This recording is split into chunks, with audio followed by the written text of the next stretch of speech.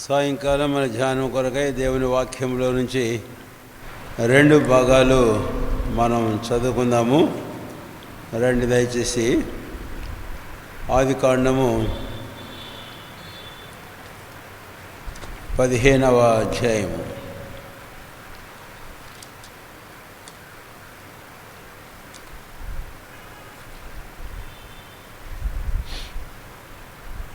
ఆదికాండము 15వ అధ్యాయము 16వ వచనం అందరము కలిసి చదువుకుందాం. 15వ అధ్యాయము ఆదికాండము 16వ వచనం అందరము కలిసి చదువుకుందాం. అమోరీల అక్రమము ఇంకనూ సంపూర్ణము కాలేదు గనుక నేను 4వ తరం వారు ఇక్కడికి మరలా వచ్చేదరని నిశ్చయముగా తెలుసుకొనుమని అబ్రాహాముతో చెప్పాను అని. తర్వాత అపొస్తలుల కార్యములు 13వ అధ్యాయం.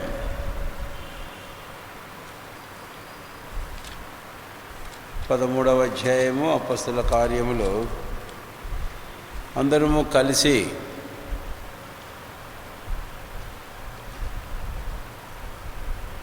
18, 19, 20 వచనములు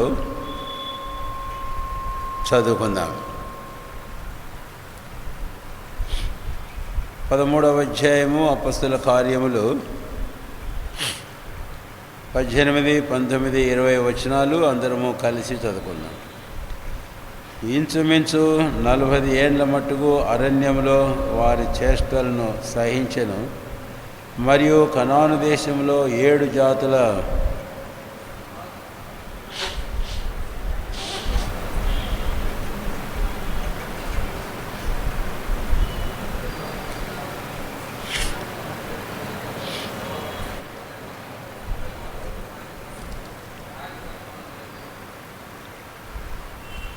ప్రార్థన చేసుకుందాం.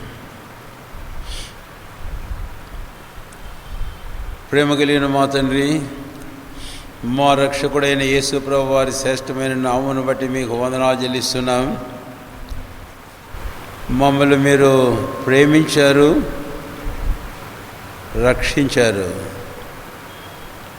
మమ్మల్ని మీరు ప్రేమించుతూనే ఉన్నారు. అందుకై మీకు వందనము చెల్లిస్తున్నాం. మీరు మాకు ఇచ్చిన రక్షణకై స్తోత్రాలు. మీరు మాలో నివసింప అనుగ్రహించిన పరిశుద్ధాత్మని బట్టి మీకు వందనములు చెల్లిస్తూ మిమ్మల్ని ఘనపరుస్తున్నాం. మీరు మాకు అనుగ్రహించిన దీవెన మీ వాక్యాన్ని బట్టి మీకు స్తోత్రాలు చెల్లిస్తున్నాం. మీరు మాకు అనుగ్రహించిన పరిశుద్ధుల సహవాసాన్ని బట్టి మీకు స్తోత్రాలు. అంతేకాదు, మీరు మాకు అనుగ్రహించిన భాగ్యమైన విశ్వాసాన్ని బట్టి మీకు వందనాలు చెల్లిస్తున్నాం. మిమ్మల్ని ఘనపరుస్తున్నాం. ప్రేమల తండ్రి, ఈ సాయంకాలం మేము చదువుకున్న ఈ భాగానికి మేము రాబోతుంటుండగా మీరే సహాయం చేయము. ఈ దినములో ఈ వాక్య పరిచర్య మార్కు సువార్తలో, మత్తయి సువార్త 16వ అధ్యాయం 3వ వచనంలో సమయముల కాలముల సూచనలు మీరు ఎరుగరా? ఈ విషయాన్ని గురించి మేము ధ్యానం చేసుకోవడానికి మాకు అనుగ్రహించిన నడుపుదలకై స్తోత్రాలు.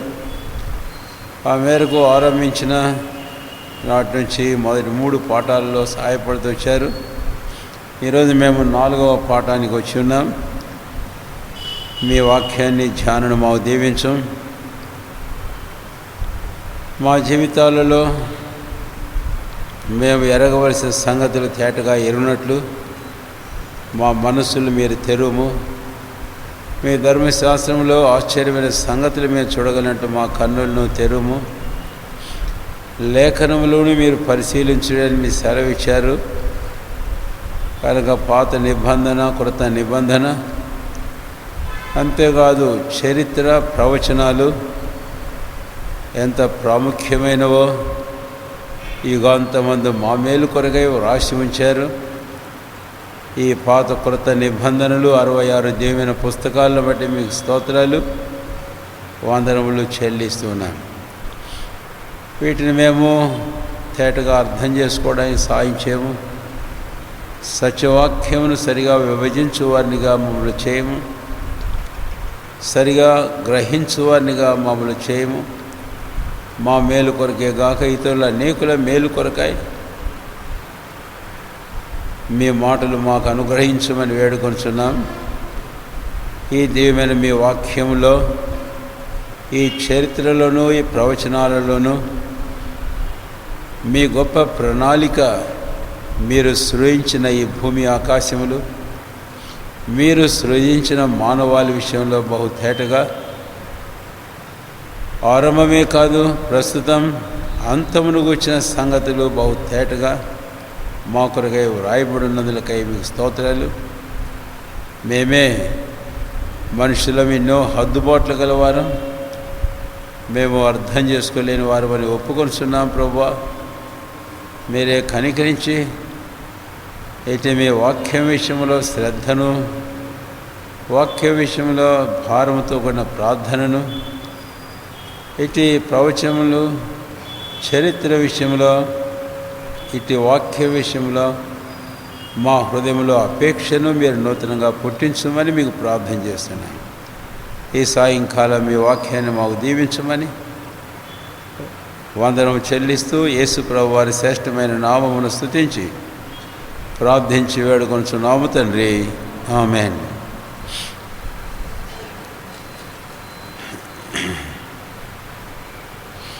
అర్థం చేసుకోవడానికి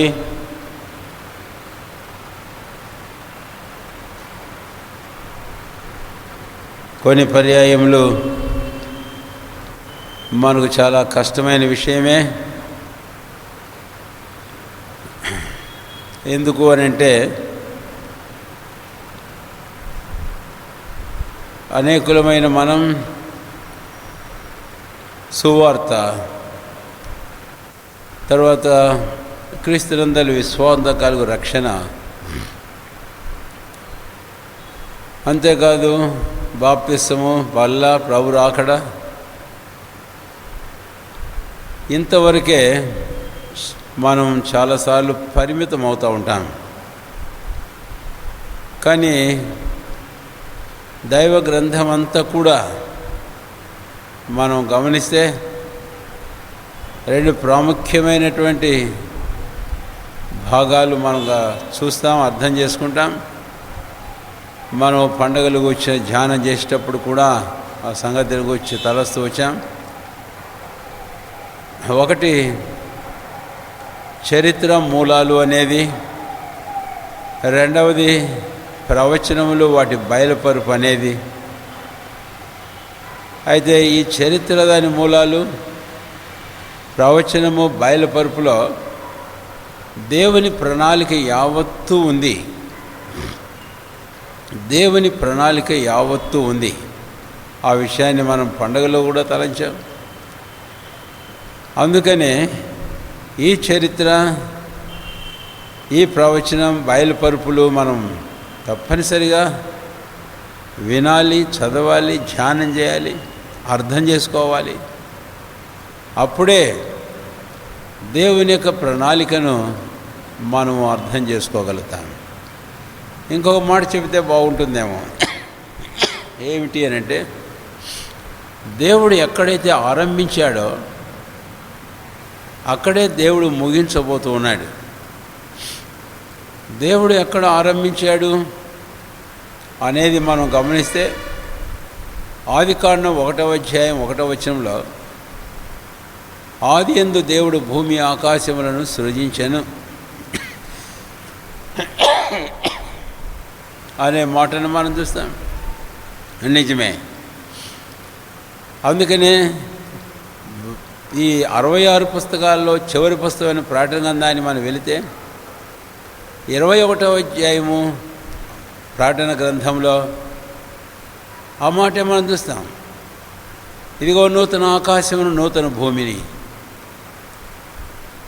5వ వచనంలో వస్తే నేను సమస్తమును నూతనముగా చేయుచున్నాను అని ప్రభు అయిన దేవుడు చెప్పాడు. కాబట్టి ఆరంభించాడు. అయితే అది ఎలాగైపోయిందో మనకు తెలుసు. ఎలాగైపోయింది అనేది ఒక మాట చెప్పడం మంచిదేనేమో. అక్కడే ఆదికాండం 1వ అధ్యాయంలో 1-2 వచనాల్లో భూమి నిరాకారముగాను శూన్యముగాను ఉండి, ఆ రోజు మొదలుకొని ఈ రోజు వరకు, ఈ రోజే కాదు యుగ సమాప్తి వరకు ఇలాగే ఉంటుంది పరిస్థితి. అయితే ప్రభువైన దేవుడు ఆరంభించిన ఆరంభాన్ని ఆయన ముగించకుండా విడిచిపెట్టాడు. ఏమిటి అది అని అంటే, యెషయా గ్రంథం 45వ అధ్యాయం 18వ వచనంలో భూమి ఆకాశంలో సృష్టికర్తని యెహోవా ఆయన భూమిని ఆకాశంలో అందులో సమస్తమును సృజించాడట. అయితే భూమి ఆకాశంలో నిరాకారముగా శూన్యముగా ఉన్నట్లుగా దేవుడు వాటిని చేయలేదట. మరి దేని కొరకు ఆయన చేశాడు? నివాస స్థలముగా ఉన్నట్టు దేవుడు దాన్ని సిద్ధపరిచాడు. ఇది ఆయన ప్రణాళిక. అయితే తాత్కాలికంగా నిరాకారంగా శూన్యంగా ఆయన ఈ పరిస్థితిలో ఒక దినం రాబోతుంది. 21వ అధ్యాయంలో ఇందాక చెప్పుకున్నాం. దేవుడు నూతన ఆకాశంలో నూతన భూమిని, మొదటి సంగతులు గతించిపోయినాయి ఆయన మాటను మనకు ప్రకటన గ్రంథం 21వ అధ్యాయంలో రాయబడింది. అందుకనే ఈ మాట చెబుతాను, దేవుడు ఎక్కడ ఆరంభించాడో అక్కడే దేవుడు మళ్ళీ ముగించాలి. మరొక మాట జ్ఞాపం చేయాలి.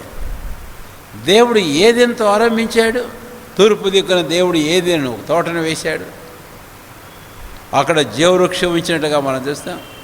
మరలా దేవుడు అక్కడే ముగించబోతున్నాడు. అందుకే ప్రకటన గ్రంథం 2వ అధ్యాయం 7వ వచనం మనం చూస్తాం. 7 వచనాల్లో జయించు వానికి పరదేశంలో ఉన్న జీవవృక్ష ఫలం లేని భుజింపనెత్తును. కాబట్టి దేవుని ఆరంభం, దేవుని అంతం మనం చూస్తాం. అంతేకాదు, ఆదికాండంలో ప్రభువైన దేవుడు 2వ అధ్యాయంలో మనిషిని చేసి ఒకనప్పుడు ఆయన దేని కొరకై మనిషిని చేశాడు అని అంటే, దేవుడు మానవునితో సహవాసం చేసేందుకు చేశాడు. అందుకనే చల్లని పూట దేవుడిని యెహోవా ఏదెన్లో కావచ్చు వస్తాడు. అంటే very purpose God has created the man is to have fellowship, to dwell together, కలిసి సహవాసం కలిసి వాసం చేసేందుకే. అయితే పాపం సపరేట్ చేసింది, వేరు చేసింది. దేవుడు అక్కడనే ఇక్కడ ఆరంభించాడు, అక్కడే ముగించాలి. అందుకే 21వ అధ్యాయం 3వ వచనంలో ఇదిగో దేవుని నివాసం మనుషులతో కూడా ఉన్నది, ఆయన వారితో కాపురం ఉండును మాట చూస్తే ఆశ్చర్యం. కనుక ఇలాగ ఎన్నో సంగతులు మనం చూస్తాం, ఎన్నో సంగతులు మనం చూస్తాం. మళ్ళీ ఆదికాండం 3వ అధ్యాయానికి 2వ అధ్యాయానికి వచ్చినప్పుడు దేవుడు వివాహంలో ఒకటి ఆరంభించాడు, అక్కడే మళ్ళీ ముగించాలి దేవుడు. అందుకనే ప్రకటన గ్రంథం 19వ అధ్యాయం 7వ వచనం చివరి భాగం, ఇదిగో గొర్రెపిల్ల వివాహోత్సవ సమయం సమీపించినది కనుక మనం ఉత్సహించి సంతోషించినాం. ఆయన భార్యతను తాను సిద్ధపరచుకొని ఉన్నది. ఇలాగా మనం ఎన్నో సంగతులు చూస్తాం. అందుకనే ఏదో మధ్యలో యేసుప్రభు వారు వచ్చాడు, రక్షణ, బాప్తిసం, బల్ల, ఆరాధన, రాకడ, అంతేకాదు దేవుని యొక్క సంపూర్ణమైన ప్రణాళిక ఈ భూమి ఆకాశాల విషయంలో, మానవాళి విషయంలో ఆది నుంచి యుగాంతం వరకు ఏమైతే ఆయన కలిగి ఉన్నాడో, ఉద్దేశించాడో దాన్ని మనం తెలుసుకోవాలి అంటే మనం వెనక్కి వెళ్ళాలి, ముందుకు వెళ్ళాలి. వెనక్కి అన్నప్పుడు చరిత్ర మూలాలకు వెళ్ళాలి, ముందుకు అన్నప్పుడు ప్రవచనములు బయలుపరుపుకు మనం వెళ్ళాలి. సరే, మన ముఖ్యాంశము ఈ బైబిల్ పాఠం కొరకై ఏంటి అంటే, ధ్యానం కొరకై మత్తయి సువార్త 16వ అధ్యాయం 3వ వచనంలో 3వ వచనం చివరిలో మీకు తెలుసు, ఈ కంఠపాఠం వచ్చి ఉండాలి ఈ పాటికి. మళ్ళీ మీరు ఏముంది 3వ వచనంలో చివరి భాగమే, అందులో కాలముల సూచనలను మీరు వివేచింపరా, సైన్స్ ఆఫ్ ది టైమ్స్ అనేది. కాబట్టి అది ముందుగా మనం చూచాం. ఆ తర్వాత రెండవదిగా పాఠంలో మనం చూసినప్పుడు ఆ కాలంలో సూచనలు వచ్చి అతి ప్రాముఖ్యమైన సూచన ఆ మొదటి భాగంలో మొదటి పాఠంలో మనం చెప్పుకున్నది ఏంటి అని అంటే the sign of the fig tree, అంటే అంజూరపు చెట్టును కూర్చిన సూచన అని. ఎన్నో సూచనలు ఉన్నాయి, ఇలా మనం చూడబోతాం భవిష్యత్తులో. అయితే ఒక ఈ తలపు మీద మనం ఇప్పుడు నిలబడినాం, అంజూరపు చెట్టును కూర్చిన సూచన. రెండవ పాఠానికి మనం వచ్చినప్పుడు ఈ అంజూరపు చెట్టు ఎవరిని చూపిస్తుంది అని చెప్పుకొని దాని జననము దాని ఉత్పత్తిని మనం చూసాం. The birth, the origin of the fig tree, అంటే ఆ ఇశ్రాయేల్ జనాంగం యొక్క జననము ఉత్పత్తి ఏంటి అనేది. కల్దీల దేశంలోంచి అబ్రాహాముని పిలిచాడు, తర్వాత ఇస్సాకు యాకోబులు చేశాడు. తర్వాత మూడవ పాఠానికి మనం వచ్చినప్పుడు ప్రభువైన దేవుడు అబ్రాహాముతో ఏమి సెలవిచ్చాడు అనే విషయాన్ని మనం ఆదికాండం 15వ అధ్యాయంలో మనం తలంచిన సందర్భం మీకు తెలుసు. ఆ మూడవ పాఠంలో దేవుడు అబ్రాహాముతో చేసిన నిబంధన ప్రకారం ఆయన ఆ దేశమును కూర్చిన వాగ్దానం చేసినప్పుడు అబ్రాహాము దాన్ని, ఆ దేశమును, ఆ స్వాస్థ్యాన్ని ఎలాగా స్వతంత్రించుకున్నాడు. కాబట్టి the position of the land, the manner and method of the position of the land, possessing of the land, not possessing of the land. దేవుడు వాగ్దానం చేసే స్వాస్థ్యమైన ఆ దేశమును అబ్రాహాము ఆయన స్వతంత్రించుకున్న విధి విధానం ఏమిటి అనేది మనం చూచాం. ఆ సందర్భంలో అబ్రాహాము 4 బలిపీఠాలను కట్టాడు. అంతేకాదు యాకోబు అక్కడే మళ్ళీ బలిపీఠాలు కట్టినట్టుగా మనం చూస్తాం. ప్రభు అయిన దేవుడు ఆ సందర్భాలన్నింటిలో ఆయన నిబంధన కూర్చి, ఆయన వాగ్దానాలు కూర్చి ఆయన జ్ఞాపం చేస్తూనే వచ్చాడు. కాబట్టి ఈ సంగతులు మనం ధ్యానం చేశాం. అయితే పోయిన పాఠం ముగించేటప్పుడు మనం చెప్పుకున్నది ఏంటి అంటే తర్వాత ఏమైంది అని. ఆదికాండం 15వ అధ్యాయంలో నీ సంతానం తమది కాని దేశమునకు కొనుపోబడతారు, వారు 400 సంవత్సరములు అక్కడ దాసులుగా ఉంటారని ఆదికాండం 15వ అధ్యాయంలో ఇందాక మనం చదివిన ఆ వచనం యొక్క పై భాగంలోనే మనము చూస్తాం. 15వ అధ్యాయము ఆదికాండం రండి దయచేసి 13వ వచనం. ఆయన నీ సంతతి వారు తమది కాని పరదేశమందు నివసించి ఆ దేశపు వారికి దాసులుగా నుందురు. వారు 400 ఏండ్లు వీరిని శ్రమ పెట్టుదురు. వీరు ఎవరికి దాసులవుదురో ఆ జనమునకు నేనే తీర్పు తీర్చెదను. తరువాత వారు మిక్కిలి ఆస్తితో బయలుదేరి వచ్చెదరు. ఇది మనం చూసాం. తర్వాత ఏమైంది? అబ్రాహాము ఆ దేశానికి వచ్చిన తర్వాత దాన్ని స్వతంత్రించుకుంటున్నప్పుడు ప్రభువైన దేవుడు ఈ విషయాన్ని చెప్పాడు. ఒకవేళ ఆ రోజున అబ్రాహామునకు ఇది ఒక ప్రవచనంగా ఉంది, అంటే జరగాల్సింది ఎప్పుడో తర్వాత అది విషయాన్ని గురించి మనం ధ్యానం చేసి అక్కడ మనం ముగించాం. వారు ఎట్లా ఈ 4 బలిపీఠములు కట్టిన తర్వాత ప్రభువైన దేవుడు ఆ స్వాస్థ్యమైన దేశాన్ని వారికి ఇచ్చి స్వాధీనం చేసుకున్న సందర్భంలో అబ్రాహాము సంతానానికి భవిష్యత్తులో జరగబో సంగతిని గురించి ఇక్కడ చెప్పాడు.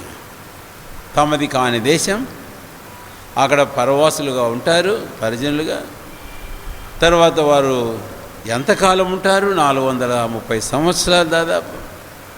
వారు ఏమై ఉంటారు? ఆ దేశంలో వారు దాసులై ఉంటారు అని చెప్పారు. వాస్తవంగా ఇశ్రాయేలీలు ఆ దేశాన్ని వెళ్ళేటప్పుడు వారు దాసులుగా పోలే. వారు ఐగుప్తు అధికారుల యొక్క చక్కని ఆహ్వానం మేరకు వారు వెళ్ళారు. కాబట్టి ఎంతో గొప్ప ఆహ్వానం, the magnificent invitation for them. వెళ్ళారు. అయితే వెళ్ళిన తర్వాత ఏం జరిగింది అంటే, యోసేపుని ఎరిగిన కొత్త రాజు వచ్చాడు. ఆ తర్వాత వీరు ప్రబలుతూ ఉంటే వారికి ఒక దుర్బుద్ధి పుట్టింది. వీళ్ళు చివరికి మన మీద యుద్ధం చేస్తారనే తలంపుతో అప్పటి నుంచి అనసనం మొదలుపెట్టారు, దాసులుగా చేసుకున్నారు. ఇది 430 ఏళ్ళు జరిగింది. అంతవరకు మనం ధ్యానం చేశాం. కాబట్టి ఈ రోజున ఈ 4వ పాఠంలో అదే ఆదికాండం 15వ అధ్యాయంలో మనం ఒక్క వచనమే చదివాం. ఆ వచనము రండి దయచేసి 16 ఆదికాండము 15వ అధ్యాయము 16వ వచనం, ఒక్క వచనం మాత్రమే మనం చదివాం. జాగ్రత్తగా గమనించండి దయచేసి. 16వ వచనం, అమోరీయుల అక్రమము ఇంకనూ సంపూర్ణము కాలేదు గనుక నీ 4వ తరము వారు, ఆ మాట అండర్లైన్ చేసుకోండి, నీ 4వ తరం వారు ఇక్కడికి మరలా వచ్చేదరని నిశ్చయముగా తెలుసుకొనమని అబ్రాహాముతో చెప్పాను. ఇప్పుడు వారు తమది కాని దేశానికి వారు తీసుకొని పోబడతారు, అక్కడ దాసులుగా ఉంటారని చెప్పిన దేవుడు ఆ తర్వాత కూడా ఏం జరగబోతుందో అన్నటువంటి విషయాన్ని గురించి అబ్రాహాముతో చెప్పినట్లు ఇక్కడ మనం తేటగా చూస్తాం.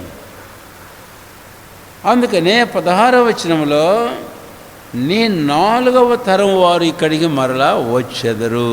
ఆ మాట దయచేసి గమనించండి. 4వ తరం ఎవరు? ఈ 4వ తరం, 4 తరాలు ఎవరు అని మీరు సులభంగానే గుర్తుపట్టగలరు. ఎందుకంటే ఇంతకుముందు అబ్రాహామును గురించి నేను చెప్పేటప్పుడు నోవహు నుంచి 10వ తరం అని అన్నప్పుడు నోవహు విడిచి ఆ తర్వాత షేము, తర్వాత అబ్రాహాము 10వ వాడయ్యాడు.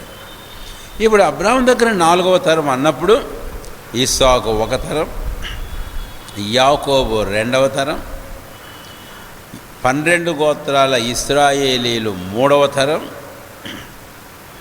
ఇస్సాకేమో ఈ దేశంలోనే ఉన్నాడు. అయితే 2వ తరం యాకోబేమో ఐగుప్తునకు వెళ్ళాడు. తర్వాత యాకోబు ఐగుప్తుని వెళ్ళేటప్పుడు తనకు 12 మంది కుమారులు, ఒకడు ఐగుప్తులో ఆల్రెడీ ఉన్నాడు యోసేపు. మిగిలిన ఈ 11 మందితో యాకోబు కుటుంబాలతో సహా ఐగుప్తుని వెళ్ళిపోయాడు. కాబట్టి 3వ తరం ఎవరు అనంటే ఇశ్రాయేలు 12 గోత్రముల వారు, 12 కుటుంబాలు, 12 మంది యాకోబు కుమారులు, వారికి ఇశ్రాయేలీ. సరే, మరి 3వ తరమే కదా. ఇక 4వ తరం ఎవరు అని, 4వ తరం ఎవరు అని అంటే ఐగుప్తులో నుంచి బయలుదేరినప్పుడు ఈ 3వ తరం వారు బయలుదేరారు. వారు బయలుదేరారు కానీ దేవుడు అబ్రాహాముతో చెప్పినట్లు 16వ వచనంలో ఇక్కడికి మరలా వచ్చెదరు అని అన్నప్పుడు మీరు చెప్పాలి, ఇక్కడికంటే ఆ కనాను దేశానికి ఎంతమంది వచ్చారు? యెహోషువ, కాలేబులు ఇద్దరే వచ్చారు. కాలేబు, యెహోషువాలు ఇద్దరే వచ్చారు. మరి వారిద్దరూ మాత్రమే నా 4వ తరం. అసలు ఈ దేశాన్ని మరలా వచ్చినప్పుడు ఎన్ని లక్షల మంది వచ్చారు? అందుకనే నేను ఒక మాట చెబుతున్నాను, ఈ 4వ తరం ఎవరు అనంటే అరణ్యములో జన్మించినటువంటి ఆ ఇశ్రాయేలీల సంతానం 4వ తరం. The people who are born in the wilderness, అరణ్యములో జన్మించిన వారు. అరణ్యములో వారు 40 సంవత్సరాలు. కాబట్టి అక్కడ జన్మించిన వారందరూ కాలేబు, యెహోషువాలు ఇద్దరితో వారు ఈ దేశానికి వచ్చారు. అదే 16వ వచనం, ఇక్కడికి మరలా వచ్చేదని నిశ్చయముగా తెలుసుకొనమని అబ్రాహాముతో చెప్పాను. కనుకనే ఈ మాట మనం గుర్తుంచుకుందాం. 4వ తరం వీరు అని. అయితే ఇప్పుడు మనం తర్వాత తలంపుకు మనం వెళుతూ ఈ 4వ తరం ఇక్కడికి రావడానికి దేవుడు వాడిన సాధనాల గురించి మనం చూస్తాం. నిర్గమకాండంలో మనకు బాగా తెలుసు. 3వ అధ్యాయంలో 1వ అధ్యాయంలో ఇశ్రాయేలును బాగా శ్రమ పెట్టారు. 2వ అధ్యాయంలో దేవుడు హెబ్రీయులకు ఒక సంతానాన్ని ఇచ్చాడు, మోషే. 3వ అధ్యాయంలో మోషే పెరిగి పెద్దవాడైనప్పుడు ఏం జరిగిందో మనకు తెలుసు. ఆఖరికి తాను మిద్యాను దేశానికి పారిపోయినప్పుడు హోరేబు పర్వతం మీద తన మానమయ్యన ఇత్రో మందను కాచుకొని చుండగా దేవుడు ప్రత్యక్షమయ్యాడు. అప్పుడు 8, 9, 10 వచనాల్లో నిర్గమ 3వ అధ్యాయంలో ప్రభువైన దేవుడు చెప్పాడు,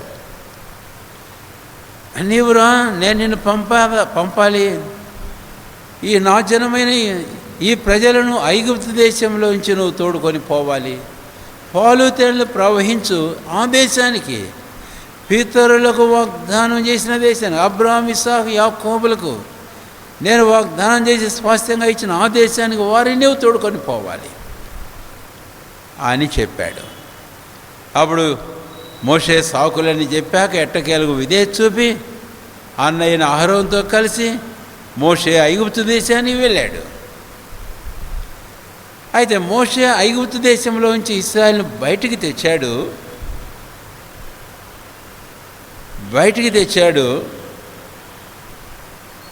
అయితే వాగ్దాన దేశమైన ఇక్కడికి మరలా వారిని నేను తోడుకొని వచ్చేదని చెప్పిన ఆ దేవుని మాట అబ్రహాముతో ఆ కనానుకు వారిని తోడుకొని వచ్చింది ఎవరు అంటే యెహోషువ. ఈ ఇద్దరి నాయకులు మోషే, యెహోషువకు 2 బిరుదులు ఉన్నాయి, ఇంకా కొన్ని ఉన్నాయి. మోషే దాసుడైన యెహోషువ అంటాడు. ఆ తర్వాత చివరికి వెళితే యెహోవా దాసుడైనటువంటి యెహోషువ అని అంటాడు. కాబట్టి God chosen leaders Moses and Joshua. మోషేనేమో ఐగుప్తులోంచి బయటికి తీసుకొని వస్తే యెహోషువనేమో కానాను లోపలికి తీసుకొని వెళ్ళాడు. ఈ 2 మాటలు జాగ్రత్తగా గుర్తుంచుకోవాలి. అబ్రాహాముతో దేవుడు సెలవిచ్చిన మాట 15వ అధ్యాయము 16వ వచనంలో ఈ ఇద్దరి సాధనాలను దేవుడు వాడుకొని వారి ఇద్దరి ద్వారా దేవుడు వారిని బయటికి తీసుకుని వచ్చాడు. అంతేకాదు దేవుడు వారిని ఆ కనాను దేశంలో ప్రవేశపెట్టాడు అని. కనాను దేశంలో ప్రవేశపెట్టాడు. అయితే ఈ అరణ్యంలో ఈ కాలాన్ని మనం గమనించినట్లయితే మనకు బాగా తెలిసిందే. 40 సంవత్సరములు అరణ్యంలో వారు సంచారం చేస్తూ వచ్చారు. ఎందుకని వాస్తవంగా 40 సంవత్సరంలో ప్రయాణం అది కాదు. అయితే దేవుడు తన కొన్ని ఉద్దేశములతో చేశాడు. ఒకటి, రెండవది ఆ ఇశ్రాయేలీయుల యొక్క అవిధేయత, అవిశ్వాసాలను బట్టి 40 సంవత్సరాల కాలం పట్టింది. సరే, మనము ఆ సంగతిని బాగా ఎరుగుదాం. అయితే నేను ఇందాకనే చెప్పినట్లు యెహోషువ కాలంలో దేవుడు వారిని తీసుకొని వచ్చాడు అక్కడికి అని. ఇప్పుడు సంఖ్యాకాండం 14వ అధ్యాయము అంటే ఇందాకే నేను చెప్పానన్నమాట. వారు చేసిన దానిని బట్టి ప్రభువైన దేవుడు వారిని తేలేకపోయినాడు అక్కడి నుంచి. 14వ అధ్యాయము 30, 31 వచనాలు దయచేసి గమనించండి. యెఫున్నె కుమారుడైన కాలేబును, నూను కుమారుడైన యెహోషువయు తప్ప మిమ్మల్ని నశింపజేయుదునని నేను ప్రమాణం చేసిన దేశమందు మీలో ఎవరినూ ప్రవేశింపరు, ఇది నిశ్చయం. అయితే వారు కొల్లపోబుదురని మీరు చెప్పిన మీ పిల్లలను నేను ఆ దేశం లోపలికి రప్పించదును. మీరు తృణీకరించిన దేశమును వారు స్వతంత్రించుకొందరు. ఎంత తేటగానో ఉంది. 14వ అధ్యాయము 30-31 వచనాలు. సరే, ఇప్పుడు మనం కనానుకు వచ్చేసాము. ఇక ఇశ్రాయేలు కనానుకు వచ్చేసారు, 4వ తరం వారు. ఇక్కడ ఒక మాట చెప్పాలి. ఆ యోర్దానుకు యువతలనే దైవజనుడు మోషే బ్రతికి ఉండగానే ఆ 12 గోత్రాలలో రూబేను, గాదు, మనష్షే అర్ధగోత్రపు వారికి, అంటే 2.5 గోత్రాల వారికి మోషే స్వాస్థ్యమును పంచిచ్చాడు. ఆ తర్వాత యోర్దాను దాటిన తర్వాత మోషే అక్కడ చనిపోయినాడు, యోర్దానుకు అవతలనే. అయితే యోర్దాను దాటిన తర్వాత యెహోషువ నాయకత్వంలో దాటిన తర్వాత మిగిలిన వారికి కొంతమందికే స్వాస్థ్యం దొరికింది. ఆ తర్వాత ఇంకా 7 గోత్రాల వారు స్వాస్థ్యం పొందవలసిన వారు ఉన్నారని దేవుడు యెహోషువతో చెప్పాడు. ఆ తర్వాత వారందరికీ కూడా యెహోషువ స్వాస్థ్యమును పంచిపెట్టినట్లుగా మనం చూస్తాం. ఇది యెహోషువ నాయకత్వంలో ఇశ్రాయేలీలు 4వ తరం వారు దేవుడు అబ్రహాముతో చెప్పిన ప్రకారం ఆ దేశమును వారికి స్వాస్థ్యంగా ఇచ్చాడు. అయితే రండి, యెహోషువ మోషేకు వలె యెహోషువ కూడా చనిపోయాడు. 24వ అధ్యాయము యెహోషువ గ్రంథం 24వ అధ్యాయం 29వ వచనం. ఈ సంగతులు జరిగిన తర్వాత నూను కుమారుడును యెహోవా దాసుడు అయిన యెహోషువ 110 సంవత్సరముల వయస్సు గలవాడై మృతి పొందెను. అతని స్వాస్థ్యము సరిహద్దుల్లో ఉన్న తిమ్నత్సెరలో అతడు పాతి పెట్టబడెను. అది ఎఫ్రాయిముల మన్యములోని గాయషు కొండకు ఉత్తర దిక్కున ఉన్నది అని అన్నది. ఇంతవరకు ఇలాగ జరిగింది. అంతటితో యెహోషువ యొక్క టైం పూర్తి అయిపోయింది. ఆ వచ్చిన తర్వాత వెంటనే దయచేసి గమనించండి జాగ్రత్తగా. 31 యెహోషువ దినములన్నీ, యెహోషువ తర్వాత ఇంకా బ్రతికి యెహోవా ఇశ్రాయేలు కొరకు చేసిన క్రియలన్నింటినీ ఎరిగిన పెద్దల దినములన్నిటిలోనూ ఇశ్రాయేలీలు యెహోవాను సేవించుచూ వచ్చారు. ఈ 24వ అధ్యాయంలో యెహోషువ అని అర్థం చేసుకున్నాడు. వాళ్ళ సంగతి బాగా అర్థం చేసుకొని 15వ వచనంలో ఒక సవాలు విసిరాడు. మీరు ఎవరిని సేవించదరు? మీ పితరుడు నది అద్దరిని సేవించిన ఆ దేవతలు మీరు సేవిస్తారో?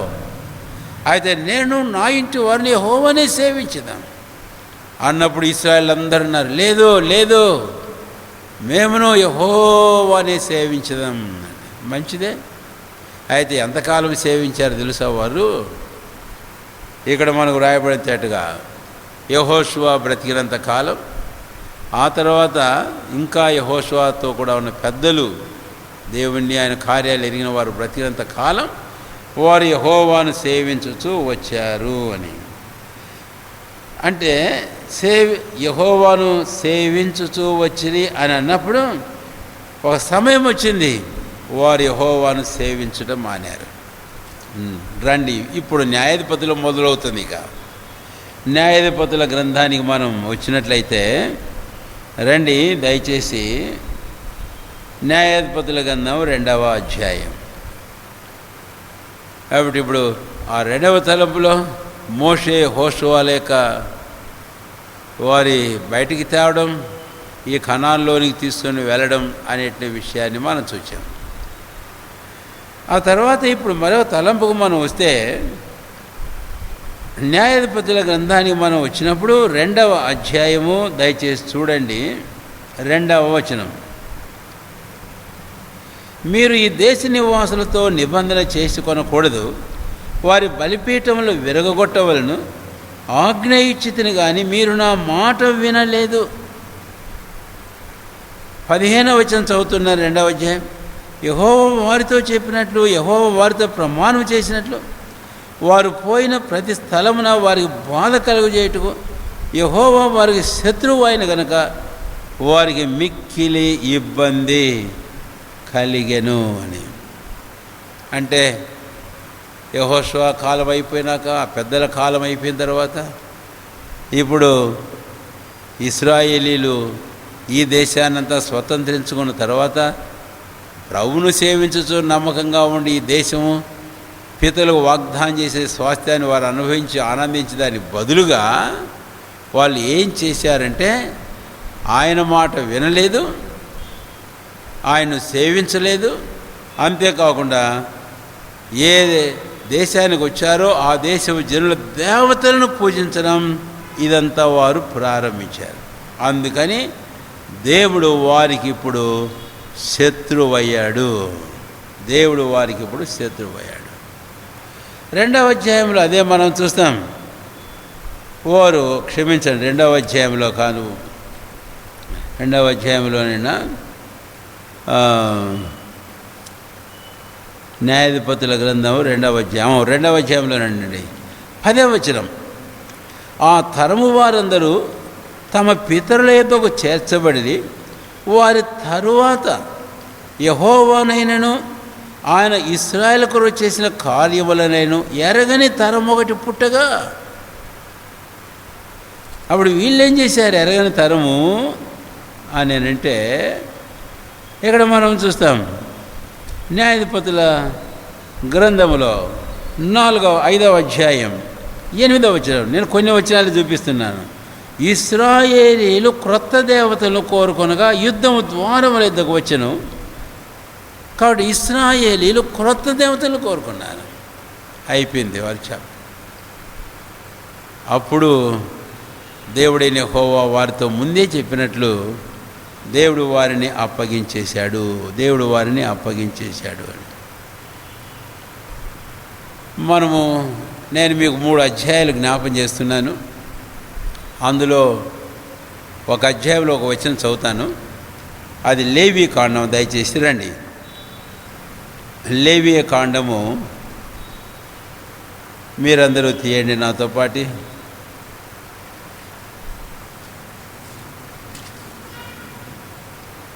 లేవీ కాండము 20వ అధ్యాయం 22వ వచనం. కాబట్టి మీరు నివసించున్నట్లు నేను ఏ దేశమునకు మిమ్మల్ని తీసుకొని పోచున్నానో ఆ దేశము మిమ్మల్ని కక్కి వేయకుండానట్లు మీరు నా కట్టడలన్నింటినీ నా విధులన్నింటినీ అనుసరించి నడుచుకొనవలెను. ఇక నేను ఆయన కట్టడలు విధులు గురించి నేను మీకు అన్నీ చూపలేను. ఇప్పుడు ఈ లేవీ కాండం 20వ అధ్యాయంలో, లేవీ కాండం 26వ అధ్యాయంలో అదే 2వ భాగం అని చెప్పాను. 3వది ద్వితీయోపదేశ కాండం 28వ అధ్యాయంలో మనం చూస్తాం. కాబట్టి ఇశ్రాయేలీలు వారు ప్రభువైన దేవుణ్ణి విడిచిపెట్టారు. ఒక మాటలో చెప్పాలంటే మనకు యెరెమీయా గ్రంథం 2వ అధ్యాయం 11వ వచనం చక్కని వచనం ఉంది. ఈ జనులు 2 నేరములు చేసి ఉన్నారు. ఒకటి, జీవజలముల ఊట అయిన నన్ను వారు విసర్జించారు. 2వది, తమ కొరకు నీళ్లు నిలువని తొట్లను తొలిపించుకొని ఉన్నారన్నాడు. ఇవి వారు చేసిన 2 నేరాలు. ఆ రోజు నుంచి చేస్తూనే ఉన్నారు, ఈ రోజుకు చేస్తూనే ఉన్నారు, చేస్తూనే ఉన్నారు, పోతున్నారు. అందుకని ఆ దేశం వారిని వెళ్ళగక్కింది అండి. That land inheritance has vomited them. వాంతికి చేసింది. ఇంగ్లీష్లో వామిటెడ్ అనే ఉందనుకుంటా, నాకు తెలియదు, చూడలేదు. కాబట్టి ప్రభు అయిన దేవుడు వారిని చలనచిందులు చేశాడు, వెళ్ళిపోయారు. అంటే అప్పటికి ఇంకా దేశంలో ఉన్నారు, వెళ్ళిపోయారంటే దేశాన్ని నుంచి పెట్టి పోలేదు. కానీ అప్పుడు ఏమైంది అంటే, ఏ జనాలనైతే వెళ్ళగొట్టి ఈ దేశాన్ని నేను మీకు స్వాస్థ్యంగా ఇస్తానని చెప్పాడో వీరు ఆ జనాల దేవతలను పూజించడం, పద్ధతులు అవలంబించడం, వారితో సహవాసం చేయడం చేసినప్పుడు వారికంటే మీరేం బెటరు? అందుకని దేవుడు వారిని వీళ్ళ మీదకి రెచ్చగొట్టేప్పటికీ వారు చాలా ఇబ్బందులు పడ్డారు. అందుకే ఇందాక 2వ అధ్యాయంలో న్యాయపతి ఒక మాట చదివా, యెహోవా వారికి విరోధి అయ్యాడు కాబట్టి వారికి ఏం కలిగిందంటండి? ఇబ్బంది కలిగింది, బహు ఇబ్బంది కలిగింది. న్యాయాధిపతుల గ్రంథం 2వ అధ్యాయం దయచేసి రండి. 2వ అధ్యాయము 15వ వచనం చివరి భాగం. యెహోవా వారి శత్రువు ఆయన కనుక వారికి మిక్కిలి ఇబ్బంది. దేశానికి వచ్చి పితరులకు వాగ్దానం చేసిన స్వాస్థ్యానికి వారి స్వాస్థ్యంగా పంచి ఇవ్వబడి ఎంతో ఆనందించి సంతోషించి తృప్తిగా జీవించవలసిన వారి జీవితాలలో ఆ భయంకరమైన ఇబ్బంది వారికి కలిగింది. కారణం ఏమిటంటే దేవుడు వారి శత్రువు. దేవుడు వారికి శత్రువు కావడానికి కారణం ఏమిటంటే వారి పాపం. నాడే కాదు, ఈరోజు కూడా క్రొత్త నిబంధనలో కూడా మాట చెప్తోంది. యాకోబు పత్రిక 4వ అధ్యాయం మనకు తెలుసు 4వ వచనం, వ్యభిచారులారా ఈ లోక స్నేహం దేవునితో వైరమని మీరు ఎరగరా. ఈరోజు విశ్వాసులైన మనకు కూడా హెచ్చరికే. జాగ్రత్త, దయచేసి ఈ మాట మనసులో హృదయంలో ఉండనివ్వండి. ఏ జనుల నుంచి మనం వేరుపరచబడ్డాము, ఏ లోకము దాని పద్ధతుల నుంచి వేరు చేయబడ్డాము, ఏ ప్రజల అన్య సాంప్రదాయాల నుంచి మనం వేరు చేయబడ్డాము. మళ్ళీ వారితో సహవాసం చేస్తే మనం వారి వంటి వారమైతే దేవుని దృష్టికి వారికంటే మనం ఏం మేలైన వారం. ఇలాంటిదే మన జీవితాల్లో ప్రభు అయిన దేవుని మనకు విరోధినిగా రేపుతుంది. ఇలాంటి వాక్యాలు ఎన్నో కొత్త నిబంధనలో పత్రికలు చూస్తాం. కొలస్సీ 1వ అధ్యాయంలో కూడా 21వ వచనం నుంచి మనం చూస్తే, మీ దుష్క్రియల వల్ల మీ మనసులో విరోధభావం కలవారై ఉండిన మిమ్మును. కాబట్టి దేవునితో విరోధం అది ఇబ్బందికి కారణం. అందుకనే ఈ విషయాల్లో మనం జాగ్రత్తగా ఉండాలి.